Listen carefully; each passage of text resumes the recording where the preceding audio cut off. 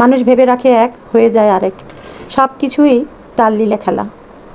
কখন কি ঘটবে, কখন কি ঘটছে, সেটা কি আমাদের কারো হাত আছে? তো যাই, যেটাই হোক, যে সন্তানগুলো আজকে অসুস্থ হয়ে পড়ে আছে মেডিকেলের বেডে, আল্লাহ তাআলা তাদের দ্রুত সুস্থ করে দিক, মায়ের বুকে ফিরে যাক।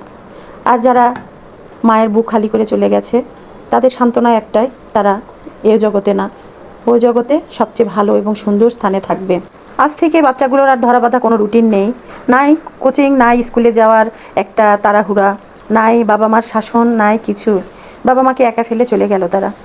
তো যেখানেই থাক তারা, আল্লাহ তাআলা যেন তাদের সর্বোচ্চ স্থানে রাখে। কি বলবো আর, আসলে ভাষা খুঁজে পাচ্ছি না। সরি, খারাপ কিছু বলে থাকি বা কারো কষ্ট দিয়ে থাকি কারো মনে, ক্ষমা সুন্দর দৃষ্টিতে দেখবেন। কালকের পর থেকে কেমন যেন মনটার মধ্যে, বুকটার মধ্যে শুধু দুরু দুরু কাঁপছে। উত্তরার আকাশ কিন্তু এখনও পরিষ্কার না, উত্তরার আকাশ থমথমে হয়ে আছে। আর কেমন করেই বা পরিষ্কার হবে বা স্বচ্ছ হবে?